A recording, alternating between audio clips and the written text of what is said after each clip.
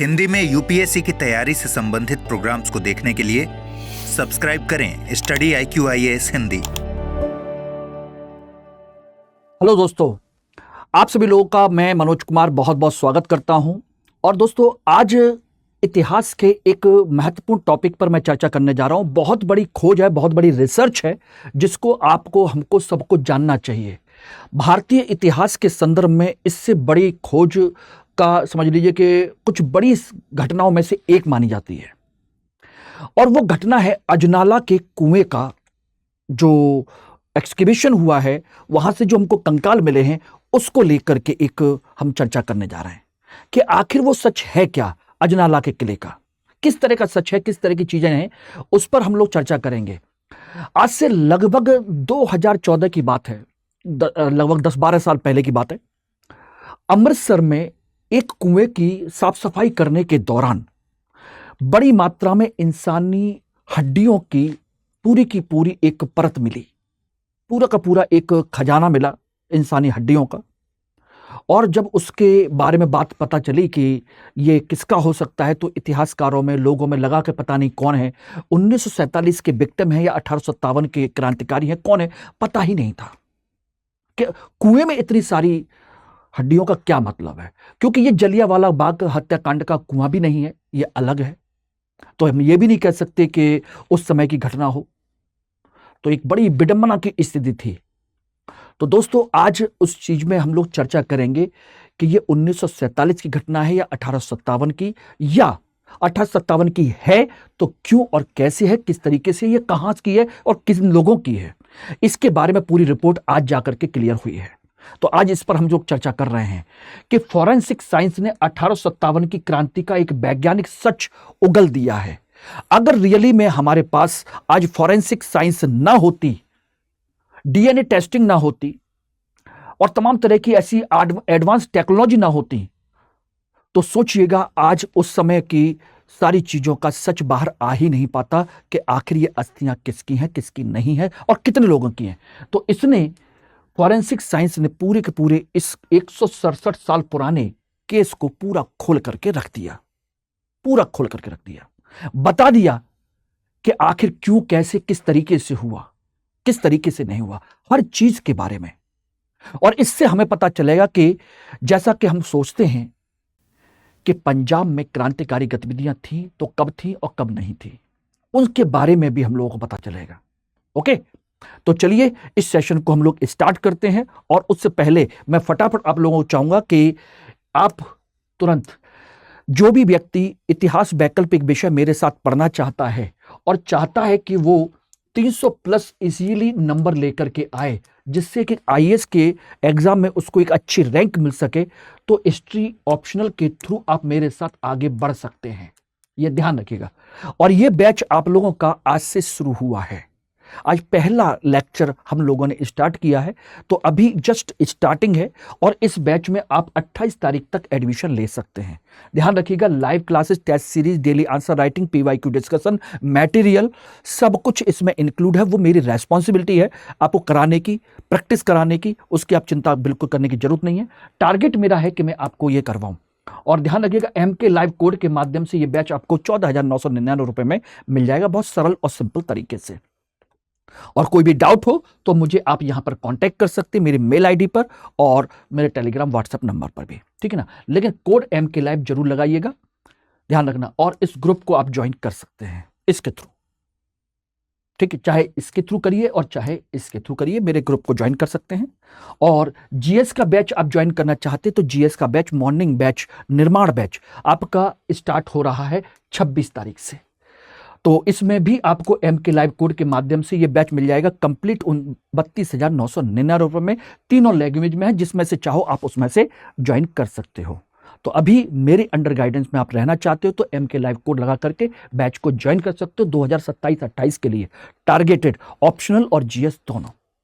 Okay, चलिए बात आती है कि आखिर इस समय की ये चर्चा क्यों आई। 2014 में जब इसकी खोज हुई, लेकिन उसका एक्सकेवेशन हुआ, अस्थियां मिली अजनाला के किले की, अजनाला के कुएं की, तो उसके बारे में हमको पता ही नहीं चला किसकी है किसकी नहीं है।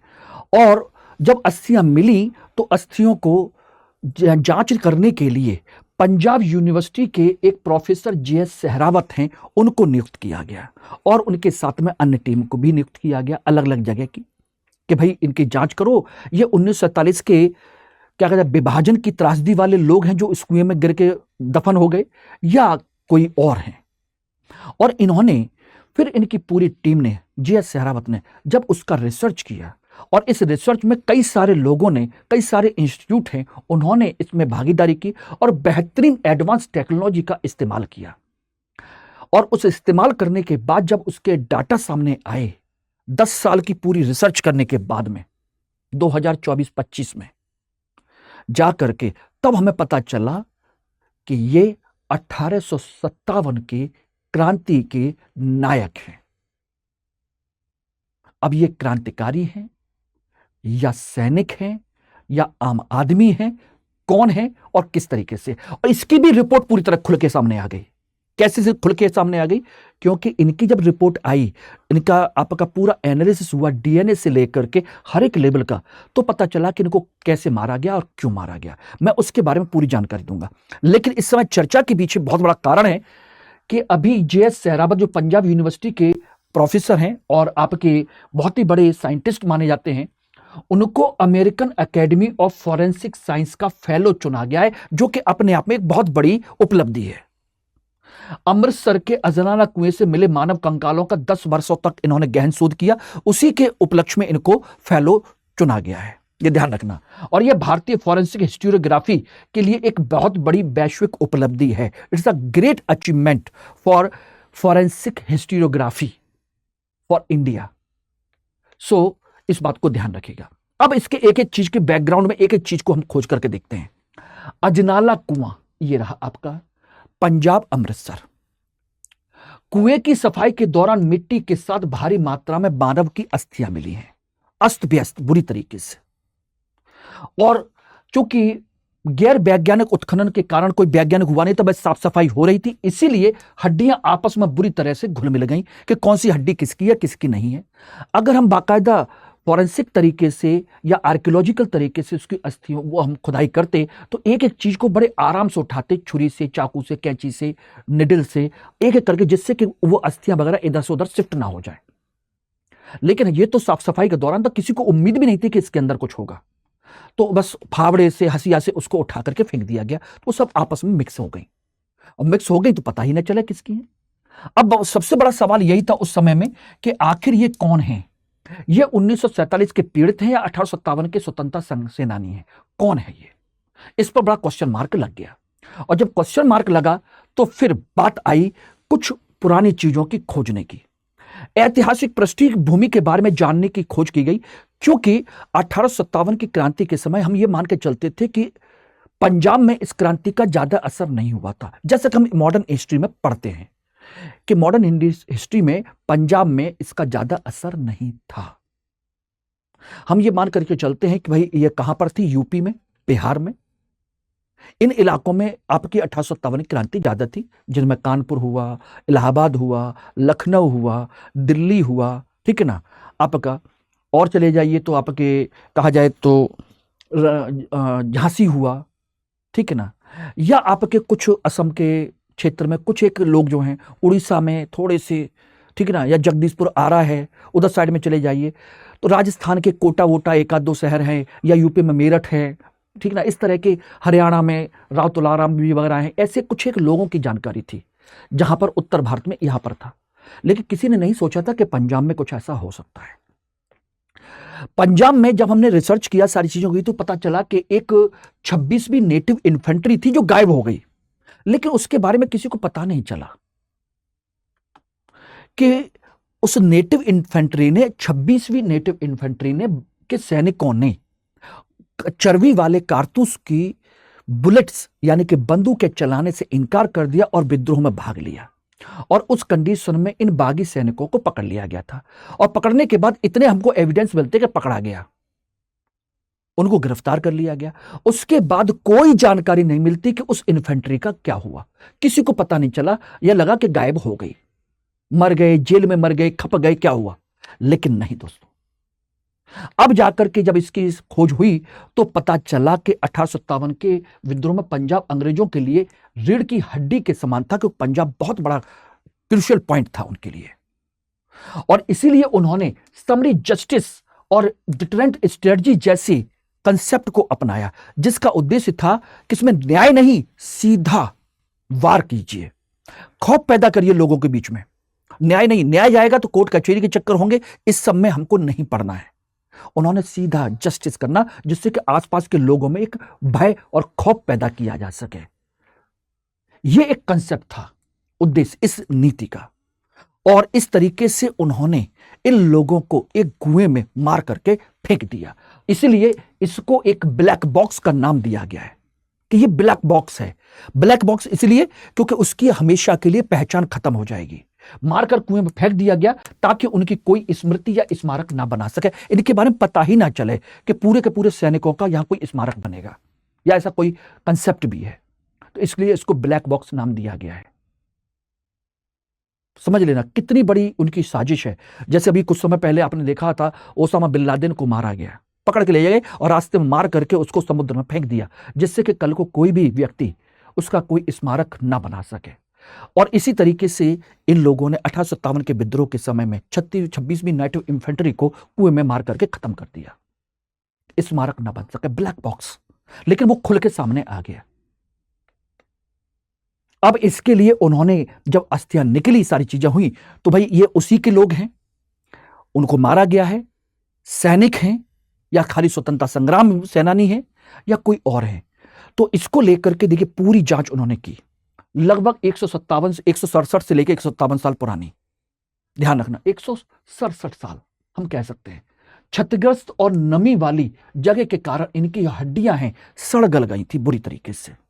अब इसके लिए उन्होंने अस्थि वर्गीकरण की समस्या आ गई, ऑस्टियोल सॉर्टिंग, आयु लिंग का निर्धारण की समस्या आ गई कि भाई किस उसको देखा जाएगा। साथ के साथ दांतों का विश्लेषण करना था और डीएनए की टेस्टिंग। इन सारी चीजों के माध्यम से सहरावत और उनकी टीम द्वारा 5 प्रमुख तकनीकों को अपनाया गया इन चारों चीजों को करने के लिए, जिससे इनके हड्डियों के बारे में, इनके स्केलेटन से इनकी एज का पता चल सके, इनके टीथ जो है फॉरेंसिक उससे पता चल सके, और इनका डीएनए टेस्टिंग के थ्रू। तो इन चारों चीजों के बारे में पता करना था कि कितने लोग हैं। डीएनए से पता चलेगा कि ये कितने लोग हैं, ठीक है ना। और इसके लिए सबसे मेन टेक्नोलॉजी जो अपनाई गई थी वो थी आपकी मिनिमम नंबर ऑफ इंडिविजुअल्स, इसकी पहचान करना। इसके लिए उन्होंने बाईं और दाईं जांघ की हड्डियों का मिलान और उसकी कोडिंग शुरू की, जिसको हम क्या कहते हैं, फीमर, ठीक है ना। और इससे पता चला कि लगभग कम से कम ये 282 लोग हैं, अलग अलग व्यक्तियों के अवशेष हैं। और इससे पता चला कि एक लापता रेजिमेंट के आकार से मेल खाती है, कि लगभग उसमें भी इसी तरह के 250 से 300 के आसपास सैनिक थे। जब इनकी संख्या पता चली तो पता चला कि हाँ, एक इन्फेंट्री जो गायब हो गई थी उसके लगभग उसी तरह के लोग हैं, पैदल सैनिकों की। ये रही दूसरी इनकी सैन्य आयु वर्ग की पुष्टि। जब इनकी पेल्विस जो है, ये रही आपकी पेल्विस और खोपड़ी की संरचना जब मिलाई गई तो पता चला कि ये सब के सब पुरुष हैं, ऑल आर मेल, ठीक है ना। एपिफिशियल फ्यूजन, हड्डियों के सुरों को जुड़ाव और दांतों के घिसाव से पता चला कि इनकी उम्र जो है 18 से 35 साल के बीच में है। भाई दांत कितने घिसते हैं, ठीक है ना, हड्डियों को जुड़ाव कैसा होता है, उस सब चीजों के आधार पर निकाला कि ये 18 से 35 साल के लोग हैं और सब पुरुष हैं। अर्थात ये वही वर्ग है जो सैन्य वर्ग का होता है, इसी एज पर ये लोग होते हैं। और इनमें बच्चे, बुजुर्ग, महिलाएं बिल्कुल शामिल नहीं है। इसका मतलब है कि ये वही लोग हैं। ये धीरे धीरे पुष्ट होने लगा, प्रूफ होने लगा इसके थ्रू। और फिर आया इनकी डीएनए की, दांत और इनके डीएनए को लेकर के। जब दांतों की बनावट एनेमल हाइपोथेसिस में क्या कहते हैं इसको, उसके उत्तर भारतीय गंगा मैदानी के आहार की पुष्टि की कि ये बाहर के लोग नहीं हैं, ये यहीं के लोग हैं। इससे कि ये उत्तरी भारतीय, उत्तर पश्चिमी गंगा मैदानी के क्षेत्र के लोग हैं, बाहर के कोई नहीं है। और ये तत्कालीन यूरोपीय सैनिकों के दंत पैटर्न से बिल्कुल अलग है। यूरोपीय तो बिल्कुल भी नहीं है भाई। यूरोपीय लोगों का जो डेंटल जो कंसेप्ट होता है वो डिफरेंट होता है। और आपका डीएनए किया गया, और डीएनए के लिए माइटोकॉन्ड्रियल डीएनए ही उनके पास एक ऑप्शन बचा हुआ था, क्योंकि सब कुछ तो गल चुका था। और दक्षिण एशियाई मूल के होने पर मोहर लगाई इस डीएनए कि ये साउथ एशिया के ही लोग हैं। और इस तरीके से ये पहचान हो गई कि ये कोई और नहीं है बल्कि भारतीय सैनिक हैं, गंगा घाटी के लोग हैं, इसी क्षेत्र के उत्तर भारतीय लोग हैं, भारतीय लोग हैं, ठीक है ना। खाने से लेकर के हर एक चीज तक सब कुछ इन्होंने पहचान कर ली, एक एक चीज को। सोचिए कितना 10 साल से ज्यादा लगे इनको एक एक चीज को पता करने में। और उसके अलावा जब ये पता चलेगी कि भारतीय सैनिक हैं, ओके, जो रेजिमेंट खो गई थी वही है, तो आखिर इनको मारा कैसे गया, किस तरीके से उनको हाथ पैर तोड़े गए या क्या किया गया। यह युद्ध नहीं था, आपस में कोई लड़ाई नहीं थी, बल्कि एक नरसंहार था। इनकी खोपड़ियों का किया गया, तो खोपड़ियों के पिछले हिस्से में गोली के निशान मिले हैं। इसका मतलब है कि इनको घुटने के बल बैठा करके पीछे से गोली मारी गई थी, धार से घुटने के बल बैठा करके। किस एंगल से गोली मारी जाती है, एक इंसान खड़े होकर के गोली मारता है और बैठे हुए के बीच में, तो जिस एंगल से गोली मारी जाती है उसकी भी पहचान की गई कि कितने एंगल से गोली किस तरीके से इसमें गई है। और इन्होंने अपने बचाव के लिए कोई काम नहीं किया। इनके हाथों कलाइयों पर रक्षात्मक घाव है का अभाव है कि उन्होंने किसी तरह का कोई भी कुछ नहीं किया है लड़ाई झगड़े का, यानी कि ये निहत्थे या बंधक थे, इसलिए सीधी गोली घुस गई इनके शरीर में। हड्डियों पर तलवारों संगीनों के काटने के निशान भी मिले हैं कि इनको बाद में काटा भी गया, मारा भी गया, ठीक है ना। और इसका मतलब है ये एक सामूहिक सुनियोजित हत्या थी, काटा भी गया, मारा भी गया और गोली भी मारी गई। इस तरीके से यह पता चला कि वास्तव में सैनिक है, अरेस्ट किया गया, मारा गया, गोली मारी गई आराम से, और फिर उनको ब्लैक बॉक्स की तरह इस्तेमाल किया गया, कुएं में धकेल दिया गया। और ऐसा क्यों किया गया था? क्योंकि ब्रिटिश रिकॉर्ड में हमेशा कुछ चीजें उन्होंने बताई हैं, और बताया क्या है कि वो अनुशासनात्मक कार्रवाई करते थे, लेकिन उस कार्रवाई में क्या करते थे ये वो नहीं बताते। और वो जनरली ये कोशिश करते थे कि हम तुरंत उसका डिसीजन दे सकें, और उनकी संख्या को अस्पष्ट बताते थे जिससे कि कोई इनके किसी के बारे में पता ना कर सके हमेशा। लेकिन अब इस फॉरेंसिक जांच से यह पता चल गया कि यह एक अनुशासनात्मक कार्रवाई नहीं बल्कि क्रूर नरसंहार था। दूसरा, धार्मिक अपमान और पहचान को मिटाने की साजिश था कि कोई इनके ऊपर कोई प्रतीक चिन्ह या कोई भी किसी तरह का स्मारक न बनाया जा सके। और वैज्ञानिक रूप से प्रमाणित है कि ये 282 से ज्यादा लोग शहीद लोग हैं। यह कंसेप्ट था इनका कुल मिलाकर के। तो होपफुली कि आप लोगों को यह चीजें समझ में आ गई होंगी। कितनी बड़ी खोज है, कितनी बड़ी रिसर्च है, कितना बड़ा योगदान है जे.एस. सहरावत का, जो अब जाकर के हमको पता चल रहा है, ठीक है ना।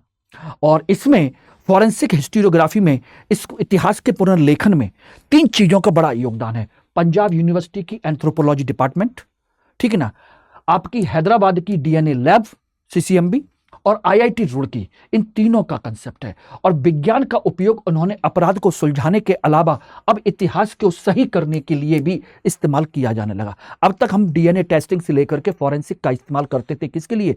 क्राइम को इन्वेस्टिगेट करने के लिए। आपने देखा भी होगा, आता है टीवी पर बहुत सारा प्रोग्राम, क्राइम पेट्रोल, दस्तक, इस तरह के प्रोग्राम आते हैं।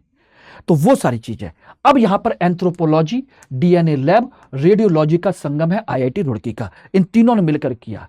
और अब ये केवल किताबों या मौखिक कहानियों पर नहीं, बल्कि अब इतिहास के पास जैविक साक्ष्य भी हैं कि इतिहास में क्या क्या हुआ था। धीरे धीरे इतिहास और ज्यादा प्रूफ हो रहा है, ठीक है ना। अब यहां पर आपके एग्जाम के पॉइंट ऑफ व्यू से क्या क्या चीजें हो सकती हैं आप देख लीजिएगा। प्री के लिए 1857 का विद्रोह का केंद्र कहां पर था? अमृतसर, अजनाला। कौन सी इन्फेंट्री थी? 26वीं नेटिव इन्फेंट्री एंड पैदल सैनिक। मुख्य परीक्षा के लिए इतिहास लेखन में वैज्ञानिक तकनीकों का प्रयोग और 1857 में ब्रिटिश दमन की प्रकृति का चित्रण कीजिए। और इंटरव्यू और नीति शास्त्र में युद्ध बंदियों के अधिकार, मृतकों की गरिमा और ऐतिहासिक न्याय क्या होता है, इसको लेकर के आपके इंटरव्यू और एथिक्स में कहीं पर भी GS4 में आपका क्वेश्चन पूछा जा सकता है। हर एंगल से आपके क्वेश्चन पूछे जा सकते हैं। तो दोस्तों, आज की क्लास कैसी लगी आप जरूर बताइएगा, और ध्यान रखिएगा इस क्लास को आपको लाइक भी करना है, शेयर भी करना है, और सब्सक्राइब जिन लोगों ने नहीं किया उनको जरूर करना है।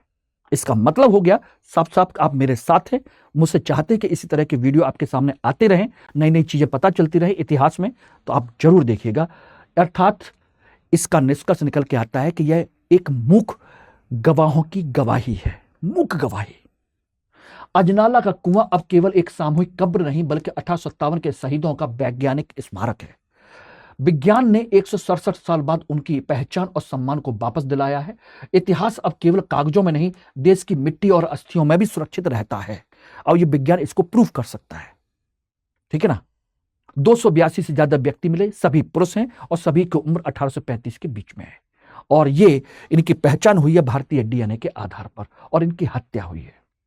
कुल मिलाकर के इस तरह कहा जा सकता है, सत्य परेशान हो सकता है लेकिन पराजित नहीं। 167 साल बाद फिर से इतिहास उभर करके सामने आ गया है। ध्यान रखना और मेरे साथ आप जुड़े रहिए @Manoj Kumar history Telegram channel पर मेरे साथ। ध्यान रखिए अच्छी अच्छी चीजों के लिए। और बाकी किसी तरह का कोई डाउट हो बैच को लेकर के, हिस्ट्री ऑप्शनल का बैच आपका स्टार्ट हो गया है, पहला लेक्चर हुआ है जस्ट अभी, इसके लिए आपको तैयार करिएगा। और ये मेरा टेलीग्राम ग्रुप है जिसको आप ज्वाइन कर सकते हैं। Thank you very much. Hindi में यूपीएससी की तैयारी से संबंधित प्रोग्राम्स को देखने के लिए सब्सक्राइब करें स्टडी IQ IAS हिंदी।